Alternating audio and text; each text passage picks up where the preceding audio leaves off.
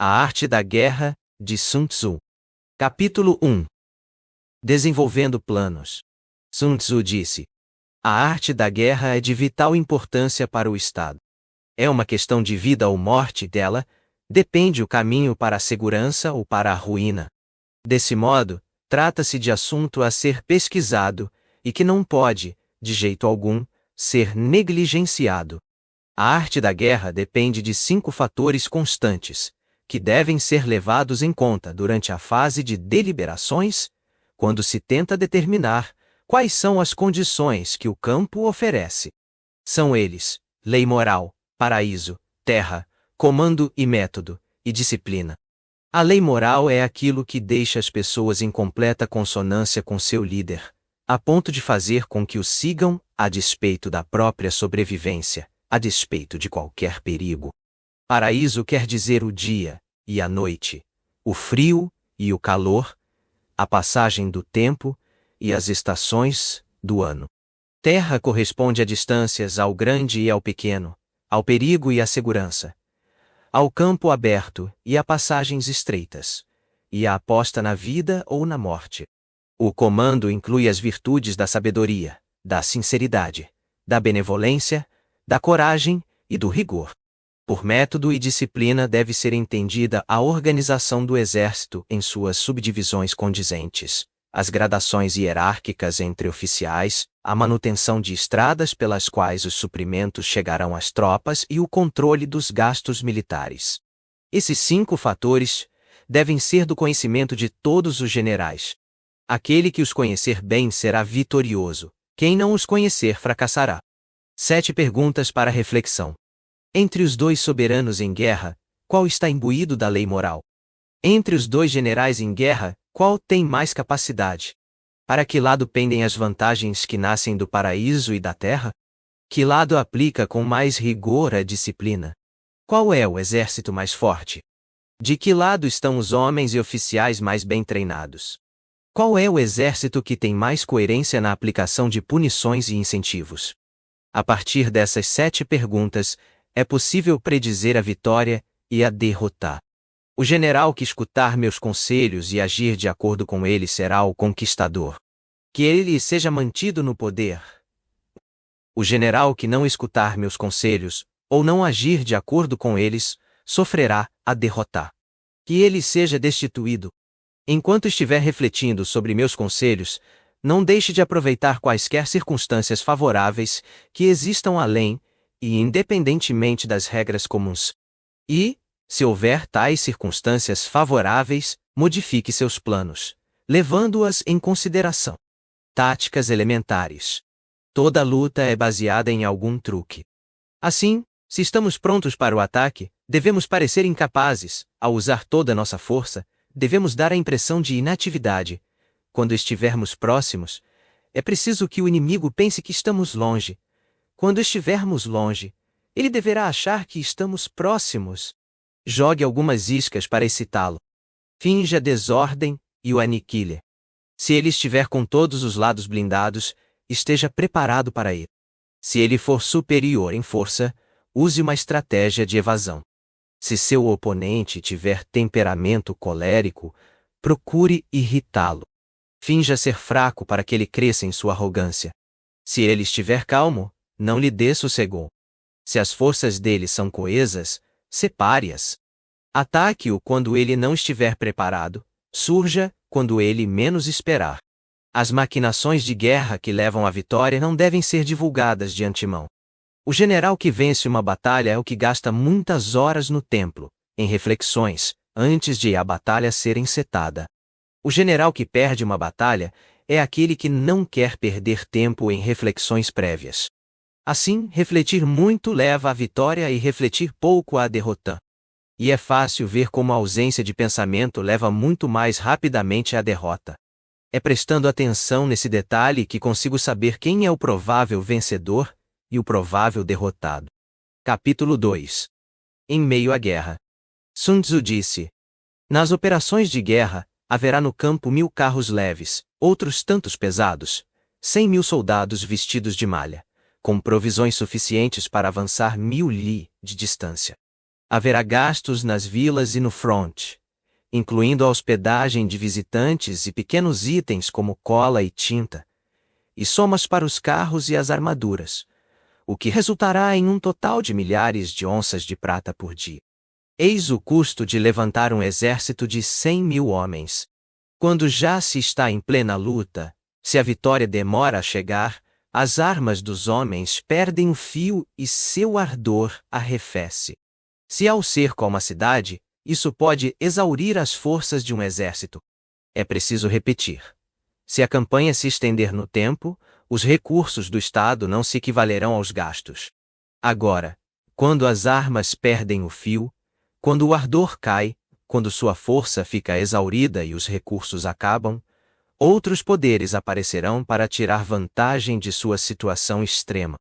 E homem algum, por mais sábio que seja, conseguirá evitar as consequências que se seguirão.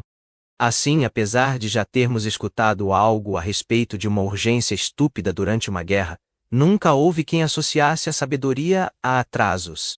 Não há registro de nação que tenha se privilegiado de uma guerra demorada. A ataque e surpresa. Só aquele que está profundamente consciente de todo o mal de uma guerra poderá compreender profundamente a melhor maneira de guerrear.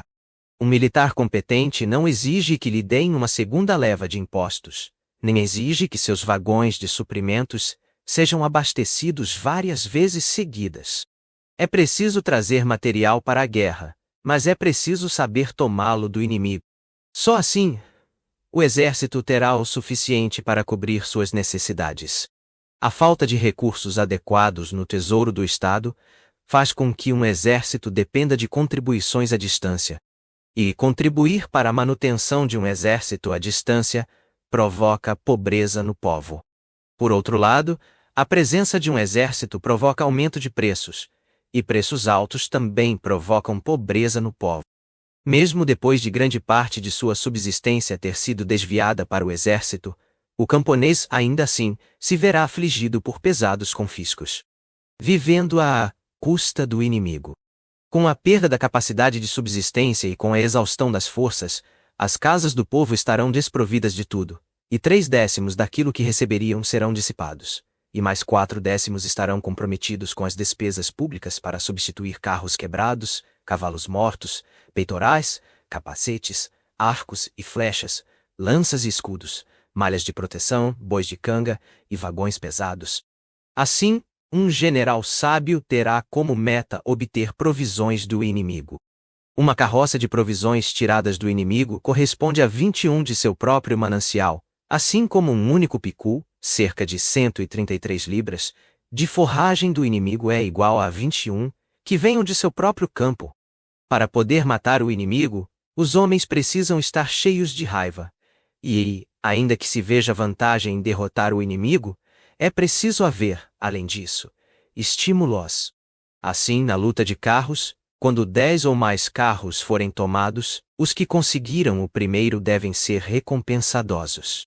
Nossas próprias bandeiras devem tremular nos carros do inimigo, e todos os carros devem ser usados juntos, sem distinção. Os soldados capturados devem ser tratados com gentileza e feitos prisioneiros. É isso que se chama usar o inimigo conquistado para aumentar a própria força. Na guerra, então, que seja a vitória o principal objetivo, e não as longas campanhas. Desse modo, pode-se entender que o líder dos exércitos é o árbitro do destino de um povo, o homem de quem depende a paz da nação ou sua exposição ao perigo. Capítulo 3.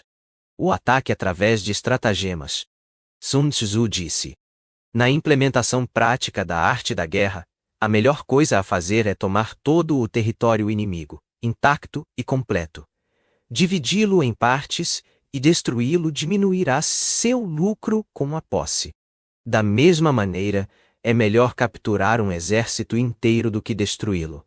Capturar um regimento, um destacamento ou uma tropa inteira é melhor do que os aniquilar. Assim sendo, lutar todas as batalhas não é um comportamento de excelência. A suprema excelência consiste em quebrar a resistência do inimigo sem luta. Logo, a melhor forma de comandar é arruinar os planos do inimigo. A segunda melhor é impedir a integração das forças do inimigo. A terceira é lutar com o inimigo no campo de batalha.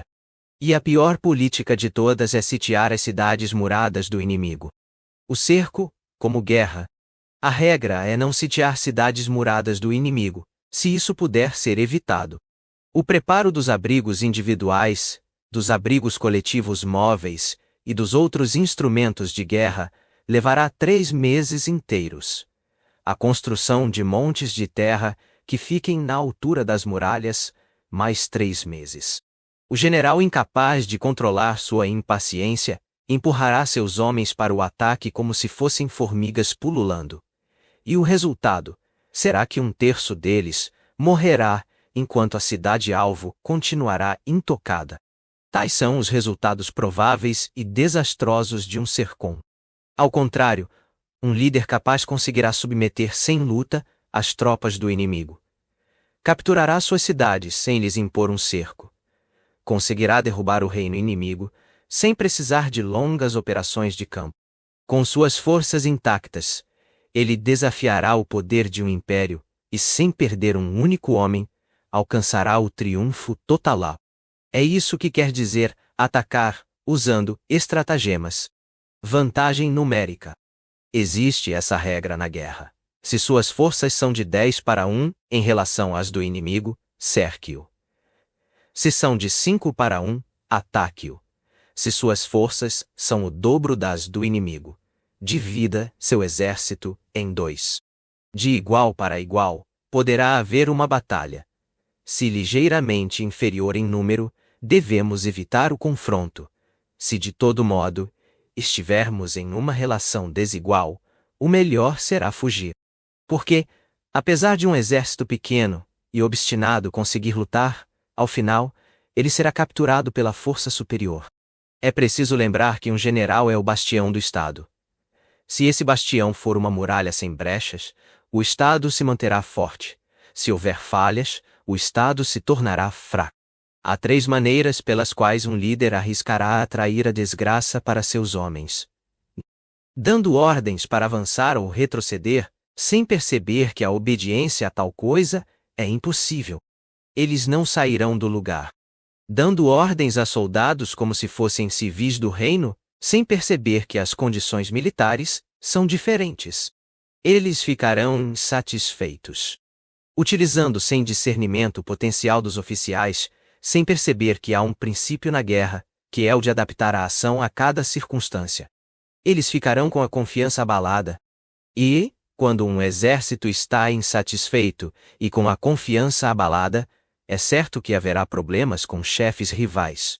Agir dessa maneira é o equivalente a trazer a anarquia para dentro do exército e jogar fora a possibilidade de vitória.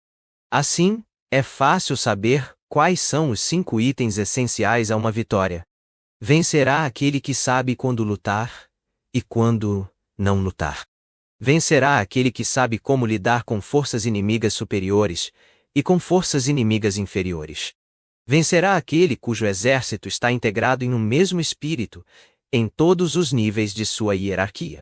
Vencerá aquele que, tendo-se preparado, espera para dobrar o inimigo quando ele não estiver preparado. Vencerá aquele que tem habilidade militar e não sofre interferência do soberano. A vitória está à espera de quem conhece esses 5 pontos. É daí que vem o ditado: se você conhecer o inimigo e conhecer a si mesmo, não precisará ter medo do resultado de 100 batalhas. Se você conhecer a si mesmo, mas não conhecer o inimigo, para cada vitória conquistada haverá uma derrota. Se você não conhecer o inimigo nem a si mesmo, irá fracassar em todas as batalhas. Capítulo 4. Disposições táticas. Sun Tzu disse: os valorosos lutadores de antigamente primeiro se punham em posição de não poder ser derrotados, e só aí esperavam uma oportunidade para vencer o inimigo. A garantia de não sermos derrotados está em nossas próprias mãos, mas a oportunidade de vitória sobre o inimigo é dada pelo próprio inimigo. Assim, o bom lutador é capaz de proteger-se contra a derrota, mas não pode tomar como certa a derrota do inimigo. Vem daí o ditado: Uma pessoa pode saber do que precisa para obter uma conquista, sem ter os meios de obtê-la. Garantir-se contra derrotas implica usar táticas defensivas. Ter habilidade para derrotar o inimigo significa tomar a ofensiva. Manter-se na defensiva indica força insuficiente. Manter-se no ataque, força em excesso. Um general hábil na defesa esconde-se em recessos desconhecidos da terra. Um general bom no ataque brilha no pico mais alto do paraíso. Pois, se de um lado temos a capacidade de nos proteger, do outro temos a possibilidade de uma vitória completa. Enxergar uma possibilidade de vitória quando ela está à vista de todo o rebanho, não é o cúmulo da excelência. Também não é o cúmulo da excelência obter uma vitória diante da qual todo o império exclama: até que enfim! Levantar uma folha caída no chão não é sinal de excepcional força física. Enxergar o sol e a lua não é sinal de uma visão arguta. Escutar o barulho do trovão não significa ter um ouvido particularmente aguçado. O que os antigos chamavam de um bom lutador não é aquele que vence, mas aquele que vence com facilidade. Desse modo, suas vitórias não lhe trazem fama por ter sido muito esperto ou crédito por ter sido muito corajoso. Ele é um vencedor porque não comete erros. Evitar erros é o que determina a vitória, e isso quer dizer conquistar um inimigo que já está derrotado de antemão. Para evitar derrotas. Assim sendo, um lutador habilidoso põe-se em posição tal que sua derrota se torna impossível e não perde oportunidades de derrotar o inimigo. É por isso que, na guerra, um estrategista vitorioso só procura a batalha quando seus planos indicam a possibilidade de uma vitória. E é por isso que aquele destinado ao fracasso luta antes de ter planos cuidadosos, achando que a vitória pode acontecer sem isso. Um líder consumado cultiva a lei moral e adota sem restrições método e disciplina. Desse modo, ele mantém em seu poder o controle sobre o sucesso. Em relação ao método da guerra, temos: primeiro, a avaliação; segundo, a estimativa quantitativa; terceiro, o cálculo; quarto, a comparação das oportunidades; quinto, a vitória. A avaliação existe no âmbito da Terra. A estimativa quantitativa está no âmbito da avaliação. O cálculo integra a estimativa quantitativa. A comparação das oportunidades está no cálculo, e a vitória está na comparação das oportunidades. Um exército vitorioso, quando comparado ao que será derrotado, é como um peso de chumbo em uma balança que tem um grão de arroz no outro prato. O vagalhão da força conquistadora se compara ao despejar de águas furiosas em um poço de águas paradas. E isso é tudo em relação às disposições táticas. Capítulo 5. O uso da energia. Sun Tzu disse: controlar uma força numerosa não é diferente, em princípio, de controlar poucos homens. É só uma questão de dividir o número total. Desse modo, lutar com um grande exército sob seu comando não é diferente de lutar com um pequeno exército. É meramente uma questão de instituir signos e sinais. Garantir que a totalidade de seus homens suportará o peso do ataque inimigo, mantendo-se incólume, depende de manobras diretas e de manobras indiretas. Que o impacto de seu exército seja como o de uma lixa passando suavemente sobre a casca de um ovo, guiado por essa ciência que estuda a fricção entre pontos fracos e pontos fortes. Seja qual for a luta, métodos diretos podem ser usados no calor de uma batalha, mas serão os métodos indiretos os necessários para garantir a vitória. Táticas indiretas, quando eficientemente aplicadas, são inexauríveis como o paraíso e a terra, infindáveis como o fluxo ininterrupto de rios e correntezas. Como o sol e a lua, elas terminam seu percurso apenas para recomeçá-lo outra vez. Assim como as 4 estações, elas vão e voltam. Não há mais que 5 notas musicais em nossas melodias, mas as combinações delas dão origem a mais músicas do que será possível ouvir durante toda uma vida. Hoje só há 3 cores primárias, mas sua combinação produz mais tonalidades do que o olho pode ver. Só há 5 sabores básicos, mas, combinados, são mais sutis do que a capacidade de nossa boca em apreendê-los. Na guerra, não há mais que 2 métodos de ataque: o direto e o indireto. No entanto, a combinação deles é fonte de uma quantidade infinita de manobras. A cada vez um método se impondo como principal sobre o outro. É como se mover em um círculo, nunca se chega ao fim. Quem poderia exaurir as possibilidades de tais combinações? Tropas, ao se porem em marcha, são como uma torrente, que tira do lugar até mesmo as pedras que estão no caminho. Decisões, ao serem tomadas, são como o mergulho preciso do falcão que o capacita a apanhar e destruir sua vítima. Assim, o bom lutador será muito rápido ao se decidir, e terrível uma vez em marcha. A decisão libera a força. Energia é o que tensiona o arco. Decisão é o que solta a flecha. Em meio à confusão e ao tumulto de uma batalha, pode-se pensar que há desordem, ou perceber que não há desordem nenhuma. Em meio à confusão e ao caos, a disposição das tropas pode parecer não ter pé nem cabeça, e ainda assim, elas podem estar blindadas contra a derrota. Desordem simulada é o disfarce de uma perfeita disciplina. Medo simulado é um disfarce para a coragem. Fraqueza simulada é um disfarce da força. Esconder a ordem sob o manto da desordem é uma simples questão de manejar subdivisões. Disfarçar a coragem sob o teatro da aparente timidez protege uma reserva de energia latente. Mascarar a força com a cara da fraqueza é ser eficiente em matéria de disposições táticas.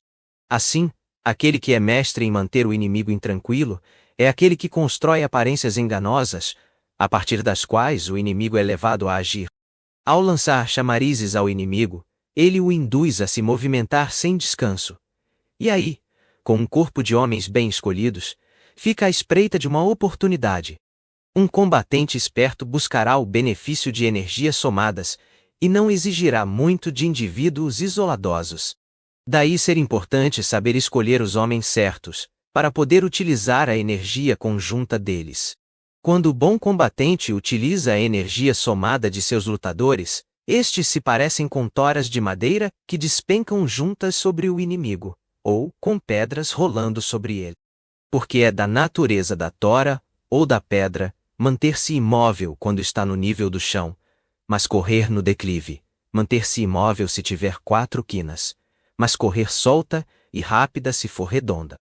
Assim, a energia desenvolvida por bons combatentes é igual à energia de uma pedra sem arestas que se desprende de uma montanha a milhares de metros de altura. E isso é tudo sobre o assunto energia. Capítulo 6. Pontos fracos e pontos fortes.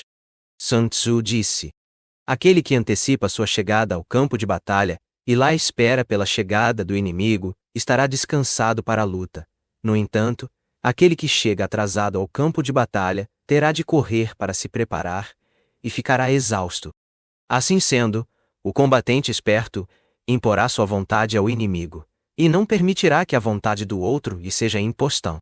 Ao lhe oferecer vantagens falsas, o combatente esperto poderá provocar a aproximação do inimigo a qualquer momento que isso for conveniente. Ao contrário, ao lhe fustigar com danos, ele poderá impedir que seu inimigo se aproxime, se o momento não for apropriado. Se o inimigo estiver despreocupado, o combatente esperto poderá provocá-lo com ataques sucessivos. Se estiver cheio de suprimentos, poderá fazer com que passe fome. Se estiver quieto em seu acampamento, poderá forçá-lo a se mover. Poderá mostrar sua presença de forma pontual para que o inimigo se veja obrigado a se apressar para se defender. Ou surgir em locais onde não é esperado pelo inimigo. Não há problema se o exército marchar por longas distâncias, se a marcha ocorrer em um território onde o inimigo não está. Não há dúvidas quanto ao sucesso de ataques feitos contra locais que não estão sendo defendidosos. A defesa estará garantida se ocupar posições que não podem ser atacadas. Assim, um general poderá ser chamado de talentoso no ataque, se o oponente não souber o que deve defender, e será talentoso na defesa, se seu oponente não souber o que deve atacar. Sutileza e discrição. Ó divina arte da sutileza e da discrição! Através de ti, aprendemos a ser invisíveis. Através de ti, somos inaudíveis. E desse modo, temos o destino do inimigo em nossas mãos. O avanço sobre o inimigo pode ser irresistível, se o destino for seus pontos mais fracos. E a retirada pode se dar em segurança e sem perseguições, se seus movimentos forem mais rápidos do que os do inimigo. Se desejarmos a luta, o inimigo poderá ser forçado a sair e nos enfrentar, ainda que esteja em abrigo seguro, no alto de uma colina ou no fundo de uma trincheira. Tudo o que temos a fazer é atacá-lo em algum ponto que ele se veja obrigado a socorrer. Se não desejarmos a luta, o inimigo poderá ser impedido de nos confrontar, ainda que tudo o que houver para proteger nosso acampamento sejam linhas traçadas na areia. Tudo o que temos a fazer é atirar algo incomum ou inesperado em seu caminho. Ao desvendar as disposições do inimigo enquanto encobrimos as nossas, conseguimos garantir nossa concentração de forças enquanto o inimigo dispersa as dele.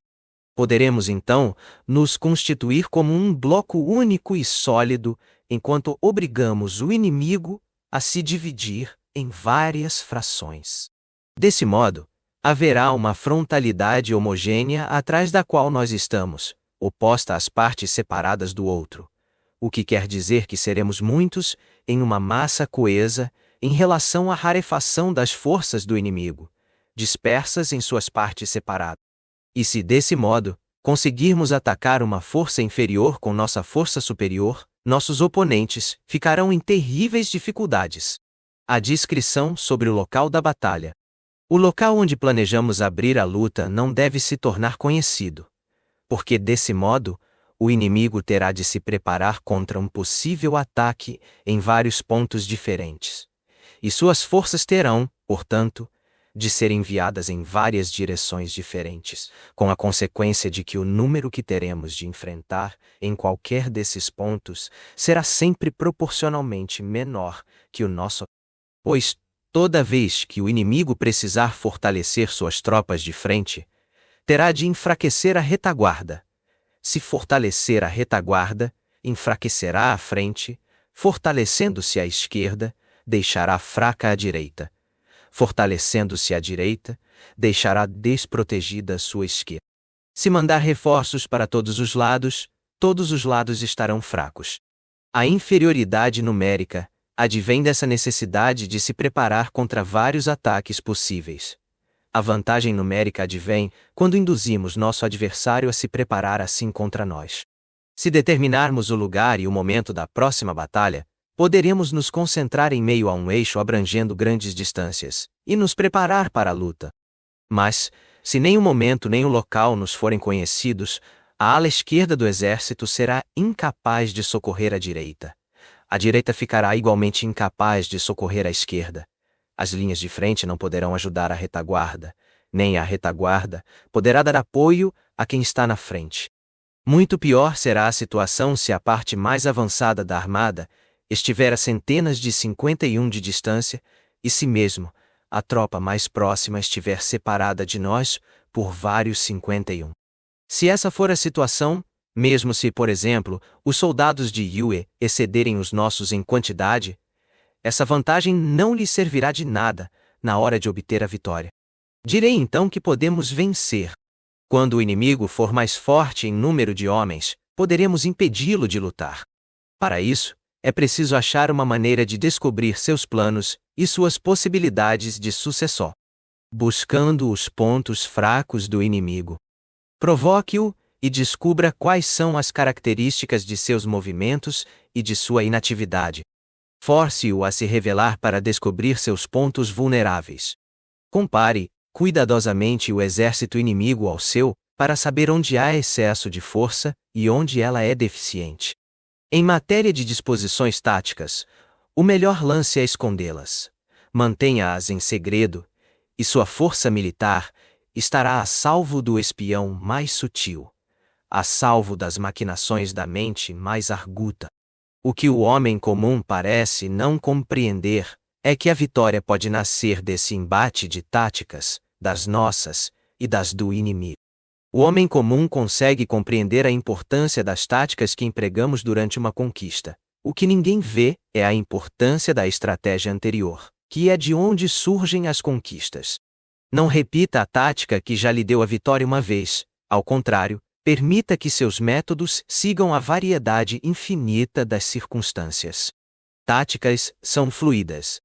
Táticas militares são como um curso d'água, pois a água sempre segue seu caminho, indo de um lugar mais alto para o mais baixo. Da mesma maneira, na guerra, deixa-se o mais forte para depois, começando o ataque pelo ponto mais fraco.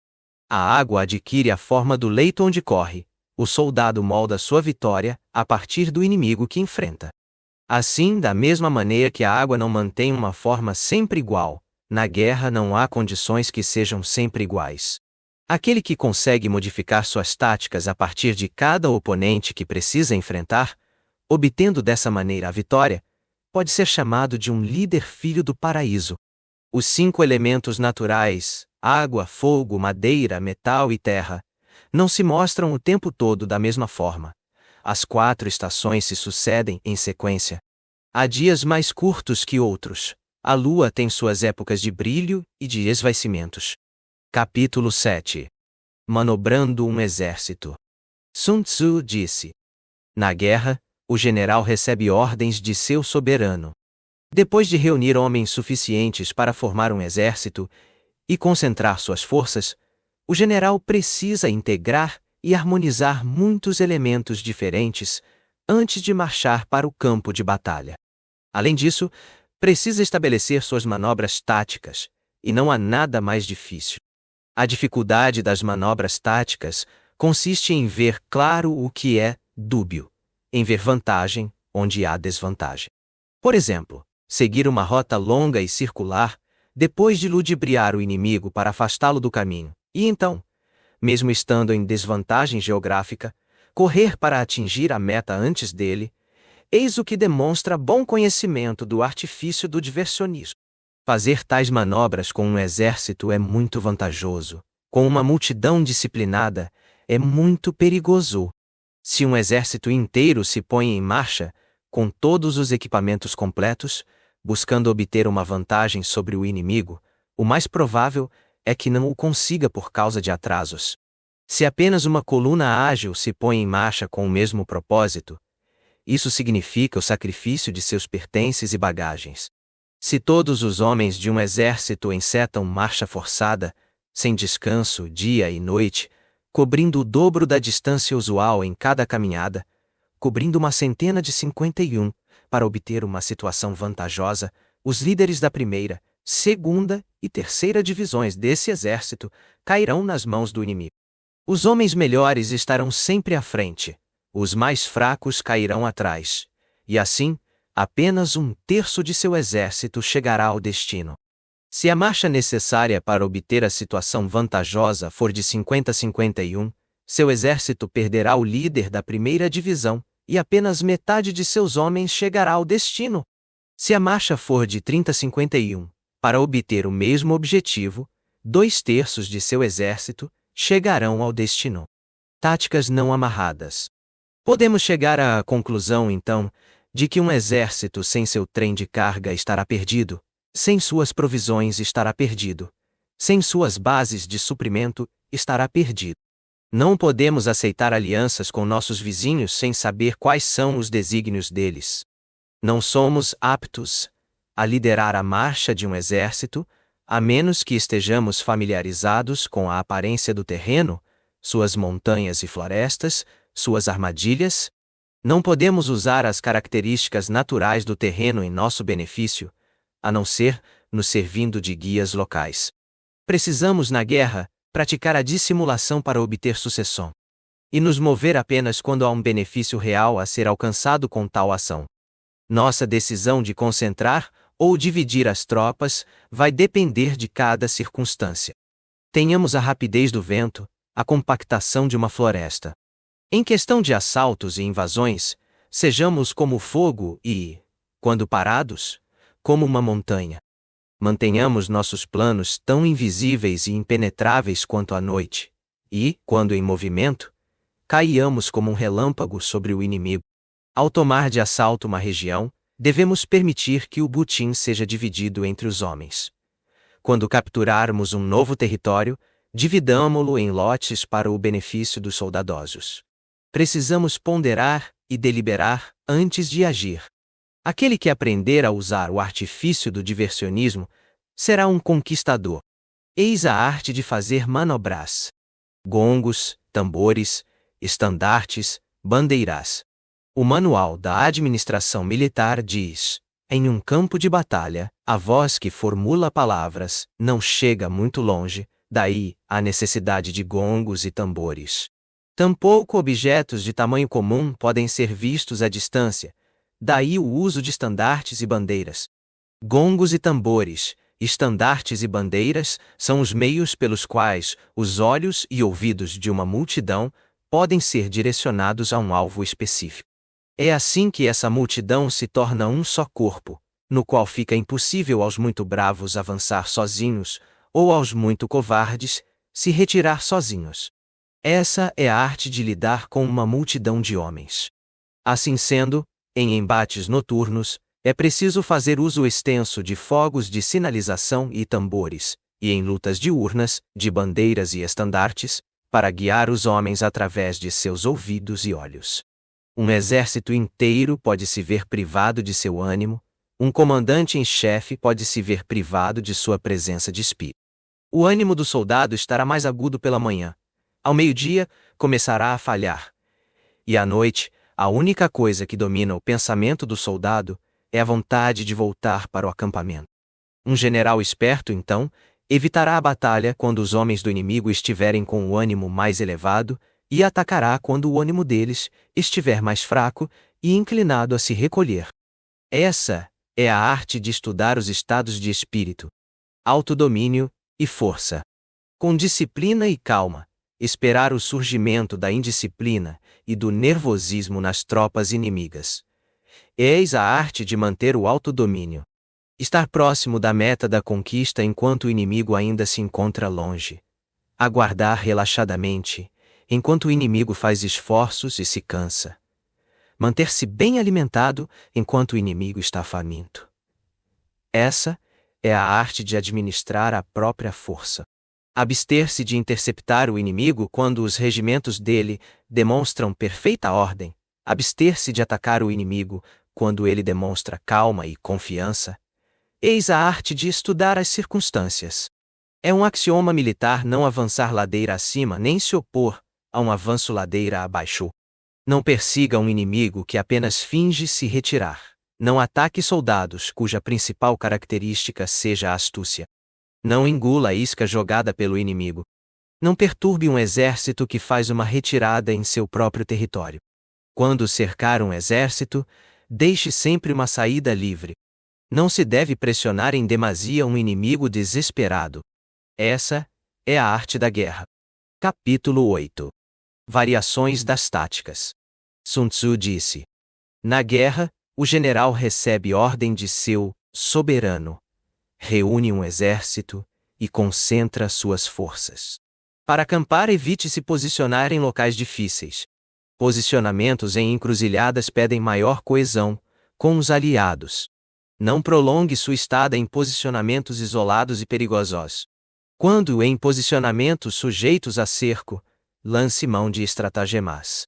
Se seu posicionamento for desesperador, inicie a luta. Há estradas que não devem ser palmilhadas, exércitos que não devem ser atacados, cidades que não devem ser cercadas, posições que não devem ser desafiadas, ordens do soberano que não devem ser obedecidas. Táticas flexíveis. Um general que compreende profundamente a vantagem de variar suas táticas sempre saberá o que fazer com suas tropas. Um general que não compreende a vantagem de variar suas táticas poderá até estar bem familiarizado com a configuração de um terreno, mas não conseguirá transformar esse saber em benefícios práticos. O estudioso da arte da guerra que não seja versado na arte de flexibilizar planos, mesmo quando familiarizado com as 5 vantagens, fracassará em seu intento de utilizá-las para obter o melhor para seus homens. Sendo assim, de acordo com o planejamento feito por um líder esclarecido, considerar o que pode ser vantajoso ou não sempre levará em conta um contexto. Se o esforço em descobrir vantagens for feito dessa maneira, poderemos ter sucesso na maior parte de nossos planos. Por outro lado, se, quando cercados de dificuldades, estivermos atentos ao surgimento de uma oportunidade, poderemos nos livrar da desgraça. Reduza a atuação de chefes hostis infligindo-lhes perdas constantes. Dê-lhes problemas contínuos. E faça com que fiquem atarefados sem descanso. Crie situações para atraí-los, fazendo com que corram sem parar de um lugar para outro. Estar pronto vale a pena. A arte da guerra nos ensina a confiar não na possibilidade de um não enfrentamento, mas em nosso próprio preparo para qualquer enfrentamento. Não na possibilidade de que determinado inimigo não nos ataque, mas no fato de que nossas posições são inatacáveis. Há 5 defeitos perigosos que podem afetar um general: ser descuidado, o que leva à destruição de seu exército; ser covarde, o que leva à sua captura; ter temperamento impetuoso, o que o faz vulnerável a insultos; demonstrar sensibilidade exacerbada em relação à honra, o que o torna uma presa da vergonha; exercer Esses são os 5 pecados desastrosos que podem acometer um general e que são ruinosos para a condução de uma guerra. Quando ouvimos que um exército foi derrotado e seu líder morto, a causa certamente estará em um desses 5 defeitos perigosos. Que eles sejam objeto de meditação. Capítulo 9. O exército em marcha. Sun Tzu disse: agora chegamos ao momento de acampar um exército, e de lá, observar sinais que vêm do inimigo. Passe rapidamente pelas montanhas. Fique mais perto dos vales. Acampe sempre no alto. Um exército não deve marchar para cima para lutar. E isso é tudo sobre a guerra em montanhas. Depois de cruzar um rio, afaste-se de suas margens. Quando uma força invasora inimiga cruzar um rio em sua marcha de conquista, não avance para enfrentá-la no meio da correnteza. O melhor é deixar que todo o exército inimigo atravesse para o outro lado, e só então abrir o ataque. Mesmo quando há ansiedade para iniciar uma luta, não devemos confrontar o invasor perto das margens de um rio que ele pretende cruzar. Amarre suas embarcações rio acima em relação às do inimigo, e faça-o de frente para o sol. Não suba a correnteza de um rio para enfrentar o inimigo. E isso é tudo sobre a guerra em rios. Tirando vantagem do terreno. Ao cruzar terrenos pantanosos, deve haver uma única preocupação: a de fazê-lo rapidamente, sem delongas. Se for imperioso lutar em pântanos, é melhor ter a água, e as vegetações baixas por perto, e as árvores maiores às suas costas. E isso é tudo sobre guerra em pântanos. Em terreno seco e nivelado, estabeleça sua posição em local de fácil acesso, procurando ter aclives à direita e na retaguarda para que qualquer perigo venha de frente e a retaguarda fique em segurança. E isso é tudo a respeito de terrenos nivelados. A seguir, os 4 conceitos de sabedoria militar que permitiram ao Imperador Amarelo vencer vários soberanos. Durante batalhas e manobras, os exércitos devem preferir terrenos altos em detrimento dos baixos e locais ensolarados em detrimento dos sombreadosos. Se houver cuidados básicos com os homens e o acampamento estiver em terreno firme, o exército ficará livre de doenças, e isso já é o som da vitória. Quando encontrar uma colina ou banco de areia, ocupe o lado voltado para o sol e deixe a encosta na retaguarda direita.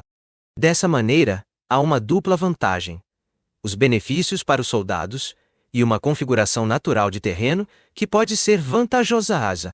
Quando, por causa de chuvas pesadas nas cabeceiras, um rio que deverá ser cruzado estiver cheio e coberto de espuma, é preciso esperar que ele baixe. Terrenos onde haja encostas íngremes com torrentes caudalosas ao fundo, precipícios naturais, passagens estreitas, bosques fechados, rachaduras no solo ou depressões encharcadas de lama, devem ser abandonados o mais rápido possível, ou nem sequer considerados. Enquanto tentamos manter distância de tais locais, é preciso atrair o inimigo para lá. Enquanto tentamos manter tais locais de dificuldade sempre à nossa frente, é preciso deixar que o inimigo os tenha à retaguarda. Emboscadas e espiões. Se houver, nos arredores do acampamento, um terreno com ondulações naturais, um lago com plantas aquáticas, uma bacia profunda coberta de vegetação, ou um bosque com arbustos densos, será preciso palmilhá-lo com muito cuidado, porque é esse tipo de lugar que esconde emboscadas ou espiões à espreita de seus homens, à espreita de seus homens. Quando o inimigo está bem perto à vista, mas continua quieto, é porque está seguro sobre a força da posição que ocupa. Quando ele faz muito barulho e tenta provocar o início da batalha, é porque quer que o outro lado avance primeiro. Se o acampamento dele é de fácil acesso, tal atitude demonstra a possibilidade de uma armadilha. O movimento das árvores de uma floresta sinaliza o avanço do inimigo. O surgimento de proteções cravadas em meio ao capim alto sinaliza que o inimigo deseja nossa inquietude. O levantar do voo de aves é sinal de emboscada sendo armada. Animais assustados indicam que um ataque súbito é iminente. Quando há colunas de poeira formando nuvens altas, é sinal de que há carros avançando. Quando a nuvem de poeira é baixa, mas se espalha por uma área extensa, é sinal de que a infantaria está avançando. Quando há pouca poeira em várias direções, é sinal de que equipes foram enviadas para a coleta de lenha. Nuvens estáveis de poeira significam que o exército inimigo está armando seu acampamento. O eco longínquo de vozes em tom conciliador, ao mesmo tempo que se percebe uma movimentação crescente do inimigo, é sinal de que seu avanço é iminente. Linguajar mais violento e sinais de movimentação para a frente, com a aparência de um ataque, podem ser sinal de retirada. Inteligência do exército. Quando se vê que há carros leves que tomam posição nas laterais, é sinal de que o inimigo está entrando em formação para a luta.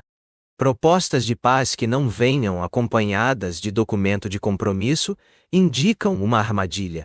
Quando se vê correrias de um lugar para outro, é sinal de que o momento crítico chegou.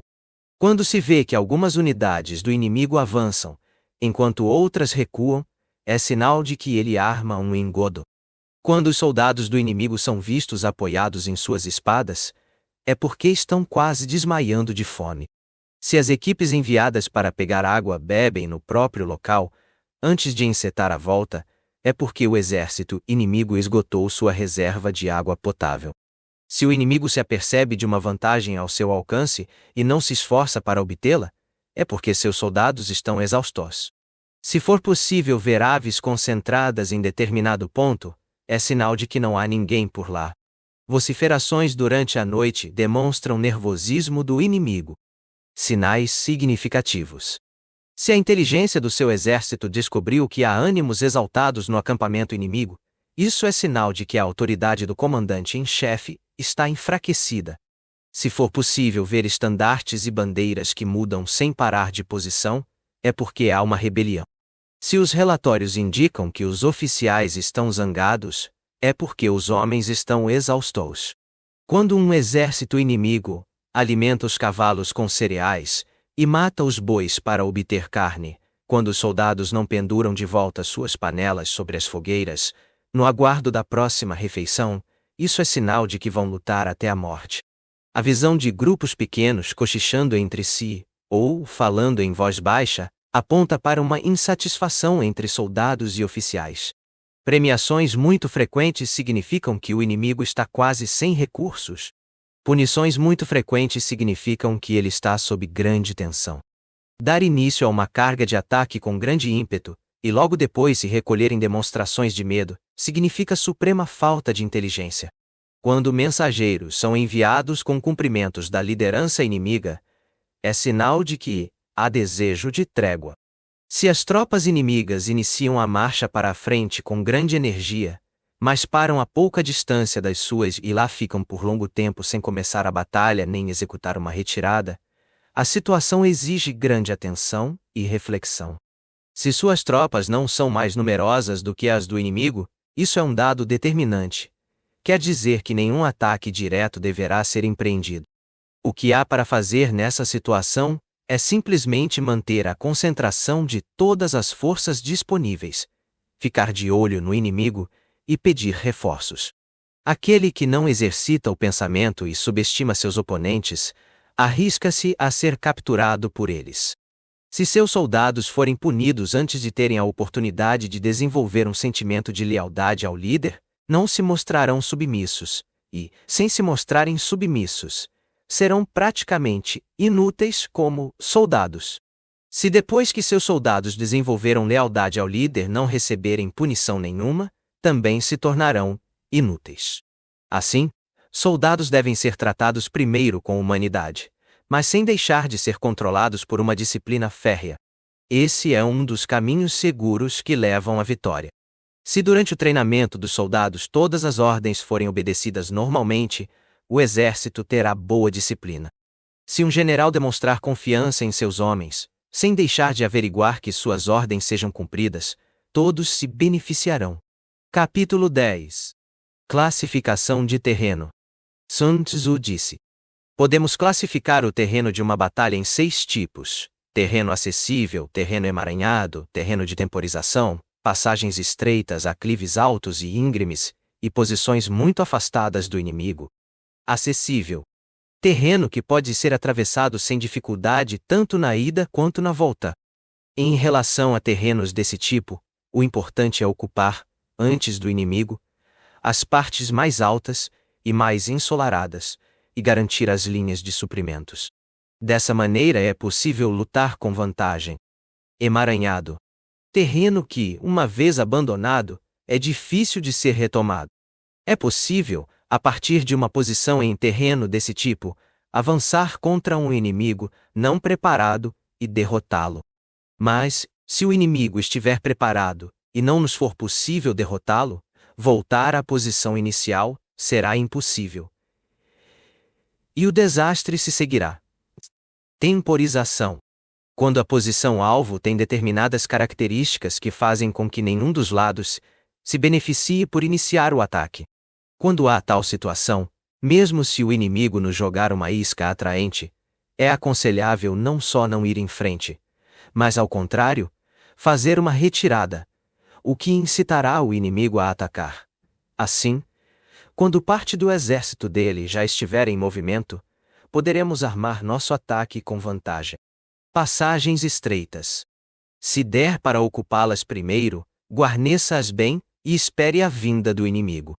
Se o inimigo tomar a dianteira e ocupar a passagem, não o persiga caso a passagem esteja bem fortificada, só o faça se estiver fracamente guarnecida. Aclives.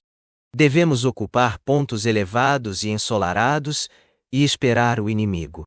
Se o inimigo ocupar esses pontos antes, não o siga, mas arme uma retirada para induzi-lo a uma perseguição que o afastará desses pontos. Afastamento. Se seus homens estiverem muito longe do inimigo, e a força dos 2 exércitos for equivalente, não será fácil provocar uma batalha, e a luta poderá lhe trazer desvantagem. São esses os 6 tipos de terrenos. O general responsável deve estudá-los muito bem. Calamidades que nascem de erros. Qualquer exército está vulnerável a 6 tipos de calamidades que não advêm de causas naturais, mas de erros do comandante. São eles: debandada, insubordinação, colapso, ruína, desorganização e aniquilamento. Quando 2 exércitos se veem em confronto, com todas as condições em equivalência, mas um deles é 10 vezes maior que o outro, o resultado é debandada daquele que está em desvantagem. Quando os soldados de um exército são muito fortes e seus oficiais muito fracos, o resultado é a insubordinação. Quando os oficiais são muito fortes e os soldados muito fracos, o resultado é o colapso. Quando os oficiais superiores de um exército estão zangados ou são insubordinados, e quando em face do inimigo, o enfrentam de forma independente, a partir das próprias ideias, ou de um sentimento de ressentimento, e antes que o comandante possa dizer se há ou não um posicionamento adequado à luta, o resultado é a ruína. Quando o general é fraco e sem autoridade, quando suas ordens não são claras e bem entendidas, quando seus oficiais e homens não têm a seu encargo obrigações constantes e diárias, e quando as fileiras se formam aleatoriamente, o resultado é uma grande desorganização. Quando o general, incapaz de avaliar a força do inimigo, permite que uma força inferior lute com uma superior, ou designa um destacamento fraco para enfrentar um poderoso.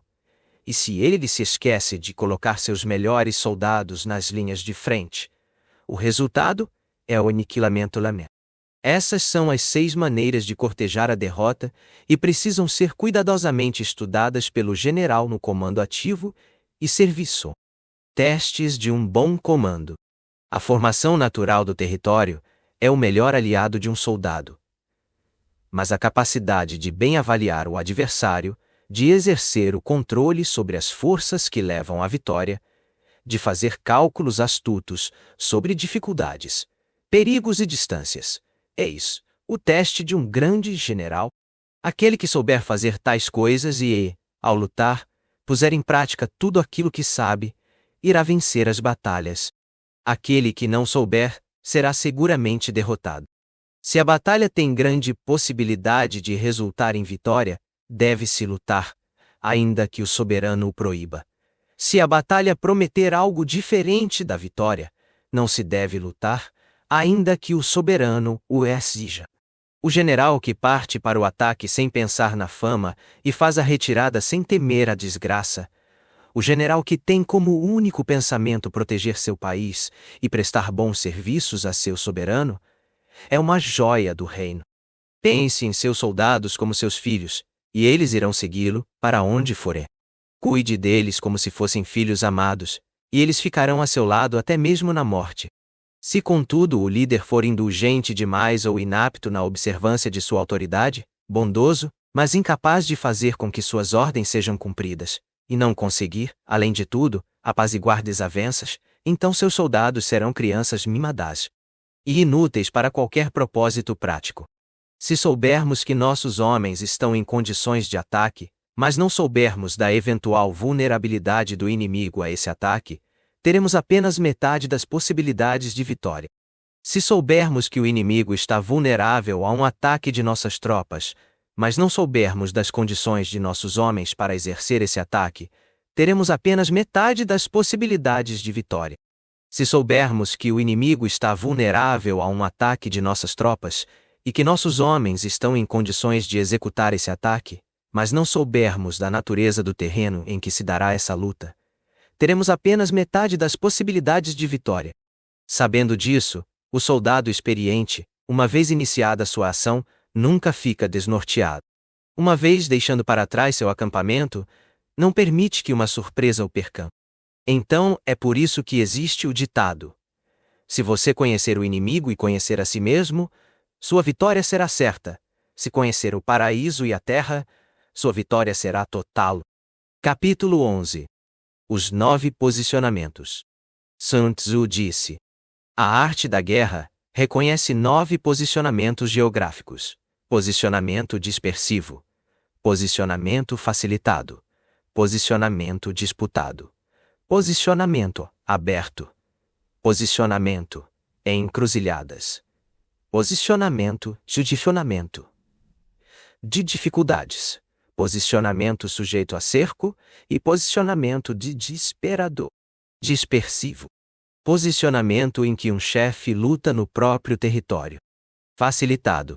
Posicionamento adquirido após penetração em território inimigo, mais perto da linha divisória, com fácil retirada. Disputado. Posicionamento cuja posse significa grandes vantagens para os dois lados. Aberto. Posicionamento em que os dois lados têm ampla liberdade de movimento. Em encruzilhadas. Posicionamento em que há o encontro de 3 territórios vizinhos, de modo que aquele que o ocupar primeiro terá a maior parte do império sob seu comando. Profundo. Posicionamento de um exército que penetrou fundo no território inimigo, deixando várias cidades fortificadas para trás. De dificuldades. Posicionamento com florestas montanhosas, escarpas irregulares, pântanos e brejos. Todo o território que seja difícil atravessar. sujeito a cerco. Posicionamento cujos acessos são gargantas estreitas, e do qual a retirada depende de trilhas tortuosas, de modo que um pequeno número de soldados inimigos é o suficiente para cercar uma grande formação de nossos homens. Desesperador. Posicionamento em que nossa única chance de escapar da destruição é lutar imediatamente. Utilização do terreno. Quando em posicionamento dispersivo, não lute. Quando em posicionamento facilitado, não pare. Quando em posicionamento disputado, não ataque. Quando em posicionamento aberto, não tente bloquear o movimento do inimigo. Quando em posicionamento em encruzilhadas, aproxime-se de seus aliados. Quando em posicionamento profundo, comece a pilhagem. Quando em posicionamento sujeito a cerco, lance mão de estratagemas. Quando em posicionamento desesperador, lute. Aqueles que, em antigas eras, eram chamados de líderes de valor, sabiam como se pôr, qual uma cunha, entre as linhas de frente e a retaguarda de um inimigo, como impedir que as divisões menores de um inimigo recebessem a ajuda das divisões maiores, como fazer para que regimentos em bom estado de luta não conseguissem resgatar os que estavam em má situação. E aqueles táticas de líderes de valor. Quando os homens do inimigo se dispersavam, os líderes de valor impediam sua concentração. E quando os homens do inimigo estavam concentrados, esses líderes tinham maneiras de mantê-los em confusão. Quando havia vantagens a serem conquistadas, esses líderes faziam seus movimentos de ataque. Do contrário, mantinham-se estáticos. Se me perguntassem o que fazer frente a uma massa compacta de inimigos formados de maneira concatenada e prestes a iniciar o movimento de ataque, eu diria: comece por tomar alguma coisa que tenha muito valor para ele, e ele se mostrará mais flexível. A rapidez é a própria essência da guerra. Tire vantagem de um inimigo que se atrasou em seus preparativos. Movimente-se por caminhos inesperados e ataque pontos desprotegidos. Os seguintes tópicos devem ser observados por uma força invasora. Quanto mais avançar dentro do território inimigo, mais solidária ela estará e mais difícil ficará a tarefa dos defensores do território. Faça incursões em vales férteis para poder suprir suas tropas com os alimentos apreendidos. Observe cuidadosamente o bem-estar de seus homens e não exija em excesso. Concentre sua energia, acumule sua força. Mantenha sua tropa em movimento e arquitete planos surpreendentes. Ponha seus soldados em posicionamentos sem saída, e eles preferirão a morte à fuga. Tanto os oficiais quanto os homens darão tudo de si. Quando as tropas lutam duramente, soldados em posicionamentos desesperadores perdem o senso do perigo. Mesmo sem ter local de refúgio, eles se manterão firmes. Mesmo no coração de um país hostil, os soldados se mostrarão em uma frente unida e obstinada. Mesmo sem possibilidade de socorro, lutarão duramente. Assim, sem esperar o recebimento de ordens, os soldados estarão constantemente em alerta e atentos. Sem esperar que lhes peçam, farão a vontade do líder. Sem punições, serão fiéis. Sem haver troca de palavras, pode-se confiar neles. Proíba-os de procurar sinais do além e livre a tropa de indecisões supersticiosas. Desse modo, até que a morte sobrevenha, nenhuma calamidade que se pareça com uma predestinação do destino precisará ser temida. Se nossos soldados não carregam o peso do dinheiro em seus bolsos, não é por repulsa à riqueza. Se a vida deles não é excepcionalmente longa, não é porque não tenham inclinação para a longevidade. No dia em que são mandados para a batalha, seus soldados podem chorar, os que estão de pé molharão suas malhas com as lágrimas, os que estão deitados molharão as faces.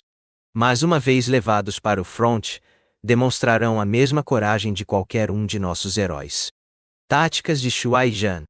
Um bom especialista em táticas pode ser comparado a Shuai Zhan, a cobra nativa das montanhas Shang. Quem atingir sua cabeça será atacado por sua cauda. Quem atingir sua cauda será atacado por sua cabeça. Quem atingir o meio de seu corpo será atacado tanto pela cabeça quanto pela cauda. Se me perguntarem se um exército pode imitar uma Shuai Jan, eu responderei que sim. Pois os homens de Wu e os homens de Yu são inimigos, e mesmo assim, se ao cruzar um rio estiverem em um mesmo barco e houver uma tempestade, uns e outros se aproximarão e se ajudarão, como uma mão ajuda a outra. Desse modo não será suficiente para manter a coesão das tropas prender firmemente os cavalos ou enterrar na areia as rodas dos carros. Coragem e discrição. Há uma regra para facilitar a administração de um exército, que é estabelecer um padrão de coragem a ser atingido por todos, indiscriminadamente. Mas como tirar o melhor dos fracos e dos fortes é uma questão que envolve saber usar as circunstâncias de cada posicionamento. Assim, um general habilidoso conduz seu exército como se guiasse um único homem, aos poucos, pela mão. É da natureza da função de um general ser calado, e assim, garantir a discrição. Deve ser honrado e justo, e assim, garantir a ordem. Deve ser capaz de enganar seus oficiais e homens, através de relatórios falsos e falsas aparências, para mantê-los em total ignorância. Alterando seus arranjos e disposições e mudando seus planos, ele faz com que o inimigo não consiga um conhecimento preciso de quais serão seus movimentos. Ao mudar de lugar um acampamento, ao usar estradas tortuosas e indiretas, ele impede que o inimigo se antecipe a seus propósitos. Perante momento crítico, o líder de um exército deve agir como alguém que subiu em um telhado e chutou a escada atrás de si. E primeiro, fará incursões profundas com seus homens no território hostil, antes de mostrar a eles as cartas que tem na mão. Ele queima seus navios e quebra suas panelas. Como um pastor conduzindo um rebanho de ovelhas, ele conduz seus homens para cá e para lá. E ninguém sabe para onde vai. Ser o mestre de seu rebanho e levá-lo para onde está o perigo. Assim pode ser definido o trabalho de um general. As diferentes medidas a tomar a partir de cada um dos 9 posicionamentos possíveis. A rapidez em táticas defensivas e agressivas. E as leis fundamentais da natureza humana. Eis o que realmente precisa ser estudado. Ao invadir um território hostil, o básico a saber é que todas as incursões profundas provocam coesão nas tropas invasoras, e as incursões superficiais provocam dispersão. Em território estrangeiro, deixar um país para trás e entrar com seu exército em território estrangeiro significa pôr-se em posicionamento crítico. Quando há meios de comunicação e contato por todos os lados, o posicionamento é de encruzilhadas. Quando se avança muito em um território, é um posicionamento profundo. Quando a incursão é superficial, é um posicionamento facilitado. Quando o inimigo tem forças consistentes à sua retaguarda e à sua frente, há apenas passagens estreitas, é um posicionamento sujeito a cerco. Quando não há onde obter refúgio, é um posicionamento desesperador. Assim, em posicionamento dispersivo, devo inspirar meus homens para que mantenham a coerência de propósitos. Em posicionamento facilitado, devo garantir que haja uma ligação direta entre todos os meus regimentos. Em posicionamento disputado, devo apressar as tropas de retaguarda. Em posicionamento aberto, devo manter minha atenção na defesa. Em encruzilhadas, preciso consolidar minhas alianças. Em posicionamento profundo, devo assegurar um fluxo contínuo de suprimentos. Em terrenos difíceis, devo manter a pressão na caminhada. Em posicionamentos sujeitos a cerco, devo impedir qualquer possibilidade de retirada. Em posicionamentos desesperadores, devo declarar aos meus soldados a inutilidade em tentar salvar sua vida. Pois é da disposição de um soldado oferecer resistência obstinada quando cercado, lutar duramente quando sem possibilidade de receber ajuda e obedecer prontamente quando em perigo.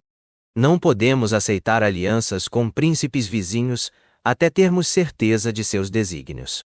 Não estamos aptos a liderar um exército em marcha a menos que estejamos familiarizados com os aspectos do território, montanhas e florestas, cascatas e precipícios, pântanos e lagos. Não poderemos nos aproveitar das vantagens naturais de um terreno a menos que tenhamos guias locais para nosso uso. Princípios de importância. Ignorar qualquer um dos seguintes princípios não é digno de um príncipe da guerra. Quando um príncipe da guerra atacar um estado poderoso, sua destreza de líder se tornará visível, ao impedir que o inimigo concentre suas forças. O príncipe intimidará seus oponentes e fará com que os aliados deles fiquem impossibilitados de agregar suas forças contra ele. Assim, o príncipe não precisa correr para obter alianças com qualquer um, nem com isso promove o poderio de outros principados. Ele leva em frente os próprios e secretos desígnios, mantendo seus antagonistas atemorizados. É assim que ele consegue capturar cidades e derrubar reinos. Conceda prêmios independentemente de regulamentos, dê ordens independentemente do que foi estabelecido antes, e você será capaz de lidar com um exército. Apresente a seus soldados somente a descrição da ação em si, nunca informando o propósito dela. Quando as previsões forem positivas, revele-as para eles, mas não diga nada quando os prognósticos forem sombrios. Ponha seu exército em perigo mortal e ele sobreviverá. Afunde-o em posicionamentos desesperadores, e ele surgirá salvo. Porque é justamente quando a força cai nos braços do perigo que ela se torna capaz de dar um salto para a vitória. Obter o sucesso na guerra inclui nos acomodarmos, cuidadosamente, aos propósitos do inimigo. Acomodar-se ao inimigo. Se ficarmos grudados no inimigo tempo suficiente, acabaremos conseguindo matar seu comandante em chefe. Isso se chama capacidade de obter algo através de pura sagacidade. No dia em que se assume o comando, é preciso bloquear os passes de fronteira, anular os passaportes dos oficiais e impedir a livre passagem de todos os emissários. Seja austero nas salas de conselho para manter o controle da situação. Se o inimigo deixar uma porta aberta, entre-a. Desestabilize seu oponente, tomando o que lhe é caro. Manipule o tempo dele para determinar quando ele chegará ao local da batalha. Siga o caminho definido pelas regras e acomode-se ao inimigo até o momento da batalha decisiva. Comece, pois, exibindo a timidez de uma virgem, até que o inimigo abra a guarda. Depois, imite a rapidez do cavalo a galope, e será muito tarde para que o inimigo lhe faça a oposição. Capítulo 12. Ataque por fogo. Sun Tzu disse: há 5 maneiras de atacar com fogo. A primeira é queimar os soldados em seu acampamento. A segunda é queimar seus almoxarifados de suprimentos. A terceira é queimar seus trens de carga. A quarta é queimar os arsenais de armas e munições. A quinta é lançar bolas de fogo em meio ao inimigo. Para levar adiante um ataque com fogo, precisamos ter os meios para isso. O material de combustão deve estar sempre disponível. Há uma estação apropriada para fazer ataques com fogo e dias apropriados para iniciar a conflagração. A estação apropriada é a de clima muito seco, e os dias apropriados são aqueles em que a lua está nas constelações de Sagitário, Touro, Leão e Aquário, pois são dias de grande vento. Em um ataque com fogo, precisamos estar preparados para enfrentar 5 desenvolvimentos possíveis de nossas ações. Quando o fogo se alastrar no acampamento inimigo, responda imediatamente com um ataque do lado de fora. Se houver a eclosão de um incêndio, mas os soldados do inimigo se mantiverem quietos, fique quieto também. Quando a força das chamas estiver em seu ápice, inicie o ataque, caso isso seja possível. Do contrário, fique onde está. Se puder fazer um ataque com fogo, sem entrar nele, não espere que ele se espalhe. Ao contrário, escolha logo um momento favorável. Quando iniciar um incêndio, mantenha-se fora da direção do vento. Não ataque contra o vento. O vento que se levanta durante o dia dura bastante, mas a brisa noturna arrefece logo. O uso do fogo e da água. Em qualquer exército, os 5 desenvolvimentos referentes ao ataque com fogo precisam ser conhecidos. Os movimentos das estrelas calculados e os dias apropriados devem ser observados. Assim, aqueles que usam o fogo como aliado em um ataque demonstram inteligência. Aqueles que usam a água como aliada em um ataque ascendem a um nível mais alto de força. Por meio da água, um inimigo pode ser interceptado, mas não será destituído de todos os seus bens. Infeliz será o destino daquele que tentar vencer suas batalhas e ser bem-sucedido em seus ataques, mas que não cultiva o espírito empreendedor, criador, porque o resultado será a perda de tempo e a estagnação geral. Daí vem o ditado: um governante esclarecido estabelece planos com grande antecedência. Um bom general cultiva e faz crescer seus recursos.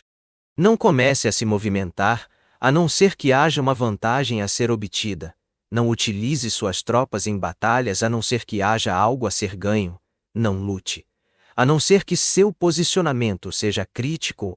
Nenhum governante deve pôr suas tropas em campo simplesmente para gratificar seu bom humor. Nenhum general deve lutar apenas por causa de seu mau humor. Se for vantajoso ir em frente, vá em frente. Se não for, fique onde está. Raiva eventualmente se transforma em alegria, tormento em contentamento. Mas um reino que for destruído um dia nunca voltará a ser o que era, nem um morto pode voltar à vida. Assim, o governante esclarecido faz muitas ponderações, e o bom general age com muito cuidado. Essa é a maneira de manter um país em paz e um exército intacto. Capítulo 13. O uso de espiões. Sun Tzu disse: levantar uma multidão de centenas de milhares de homens e fazê-los marchar por grandes distâncias leva a uma perda grande de vidas e ao esgotamento dos recursos do Estado. Os gastos diários chegarão a milhares de onças de prata. Haverá comoção nas casas e fora delas, e os homens cairão de exaustão pelas estradas. Centenas de milhares de famílias ficarão impedidas de seguir com seus trabalhos. Exércitos hostis podem se enfrentar por anos, buscando uma vitória que será decidida em um único dia. Desse modo, ignorar as condições do inimigo só porque alguém deseja o valor de algumas centenas de onças de prata em honrarias e emolumentos é o cúmulo da desumanidade. Quem age assim não é líder de homens, não está a postos para ajudar seu soberano, não é um mestre em vitórias. Assim, o que permite que um soberano sábio e um bom general consigam ataques e conquistas, e consigam coisas, além do alcance do homem comum, é sua atenção ao conhecimento prévio. Agora, esse conhecimento prévio não pode ser recebido através de espíritos, não pode ser obtido por indução a partir da experiência, nem por cálculos dedutivos. Tipos de espiões. O conhecimento das disposições do inimigo só pode ser obtido por contato humano. Daí o uso de espiões, que se dividem em 5 classes: locais, de dentro, convertidos, a descoberto, sobreviventes. Quando os 5 tipos de espiões estão ativos, ninguém consegue descobrir todas as ramificações de seu sistema secreto de espionagem. Isso é chamado de divina manipulação de cordéis. É a habilidade mais preciosa de um soberano. Espiões locais são oriundos da população local. Espiões de dentro são oficiais do inimigo. Espiões convertidos são os espiões do inimigo, usados para nossos próprios fins. Espiões a descoberto são espiões que fazem determinadas ações especialmente para que sejam descobertos, permitindo outras ações dos verdadeiros espiões. Espiões sobreviventes são aqueles que trazem novidades do campo inimigo. Daí se dizer que com ninguém, em todo o exército, devemos manter relações mais próximas do que com os espiões. Ninguém deverá ser recompensado mais prodigamente. Em nenhuma outra atividade, a discrição é tão necessária. Espiões não serão úteis se não tiverem certa sagacidade intuitiva. Métodos de espionagem. Espiões não podem ser tratados adequadamente sem benevolência e franqueza. Sem lançarmos mão de nossa perspicácia mental, não poderemos ter certeza da verdade de seus relatórios. Tenha sutileza e use espiões em qualquer uma de suas atividades.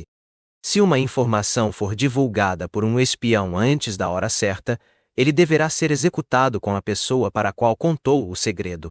Seja qual for o assunto, esmagar um exército, atacar uma cidade ou assassinar um indivíduo, o começo de tudo será sempre descobrir o nome dos assistentes, ajudantes de ordem, porteiros e sentinelas da pessoa no poder. Os espiões do inimigo que se infiltraram em nosso campo devem ser detectados, corrompidos com propinas, levados para longe e instalados com todo conforto. Dessa maneira, eles se tornarão espiões convertidos e estarão disponíveis para nosso serviço. Será através da informação trazida pelos espiões convertidos que cooptaremos e empregaremos espiões oriundos da população local e espiões de dentro do oficialato do inimigo. Será também a partir da informação obtida pelos espiões do inimigo, convertidos a nosso uso, que poderemos formar os espiões a descoberto, aqueles que carregarão falsos indícios ao inimigo, de propósito. E por fim, será a partir dessa informação que poderemos ter espiões sobreviventes a serem usados em operações pontuais. A finalidade e a meta da espionagem. A finalidade da espionagem em todas as 5 categorias é conhecer o inimigo, e esse conhecimento só pode vir, em um primeiro momento, do espião do inimigo convertido a nosso uso. Assim sendo, é essencial que um espião convertido seja tratado com grande prodigalidade. Em tempos idos, a ascensão da dinastia Yin se deu graças a um Shi, que serviu sob o comando de Xia. Da mesma maneira, a ascensão da dinastia Shou deveu-se a Lu Ya, que serviu sob o comando de Yi. Desse modo, somente o governante esclarecido e o general sábio farão o melhor uso da inteligência militar no que se refere à espionagem, obtendo grandes resultados. Espiões constituem um dos elementos mais importantes da guerra, porque deles depende em grande escala a capacidade de ação de um exército. Chegamos ao fim deste audiobook. Espero que tenha gostado. Caso tenha gostado, inscreva-se no canal e deixe seu like. Você também pode adquirir o livro físico ou e-book pelos links da descrição. Obrigado.